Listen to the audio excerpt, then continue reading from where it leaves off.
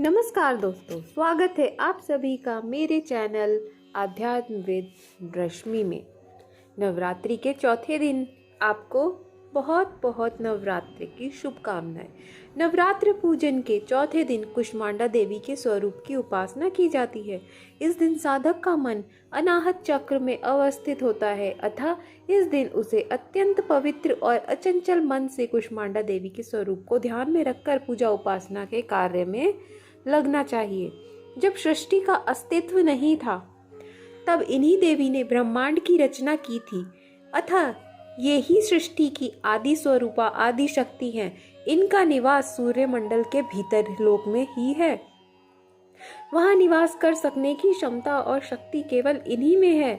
इनके शरीर की कांति और प्रभा भी सूर्य के समान ही दैदीप्यमान है।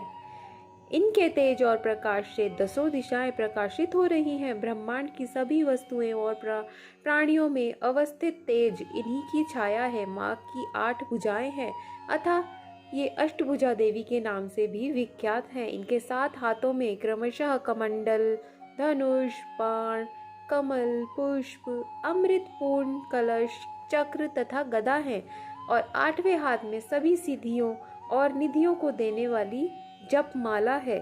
इनका वाहन शेर है। इनका प्रिय रंग हरा है, इसीलिए भक्तों को इस दिन हरे रंग के वस्त्र पहनकर ही इनकी पूजा करनी चाहिए। इससे माँ अत्यंत खुश होती हैं। कुष्मांडा माँ की उपासना करने से भक्तों के समस्त रोग शोक मिट जाते हैं।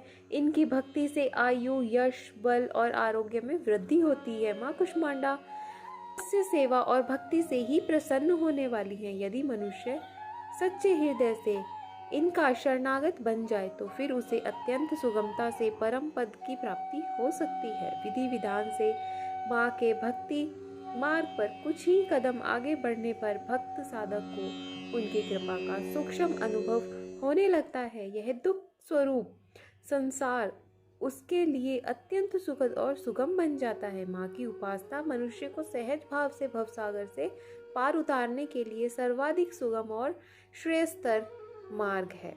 माँ कुष्मांडा की उपासना मनुष्य को आदियों व्याधियों में सर्वथा विमुक्त करके उसके सुख, समृद्धि और उन्नति की ओर ले जाने वाली है।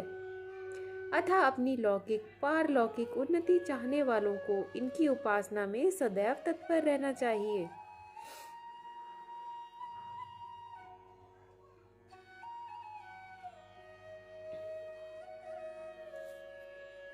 या देवी सर्वभूतेषु माँ कुष्मांडा रूपेण संस्थिता। नमस्तस्यै नमस्तस्यै नमस्तस्यै नमो नमः।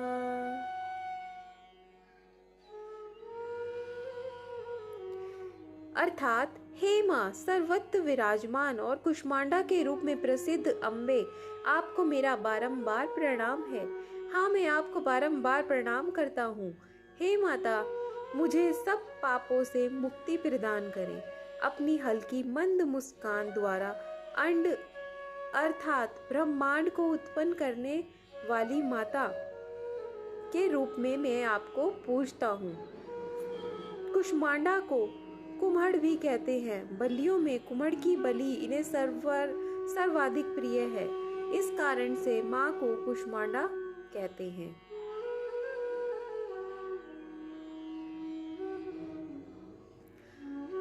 इस दिन जहाँ तक संभव हो सके बड़े माथे वाली तेजस्वी विवाहित महिलाओं का पूजन करना चाहिए। उन्हें भोजन में दही, हलवा और पेठे का भोग जरूर लगाना चाहिए। इसके बाद फल, सूखे मेवे और सौभाग्य का सामान भेंट करना चाहिए, जिससे माताजी प्रसन्न होती हैं और मनोवांछित फलों की प्राप्ति कराती हैं। अगर आपको यह कथा अच्छी लगी हो तो मेरे चैनल को लाइक और सब्सक्राइब करना न भूलें। धन्यवाद।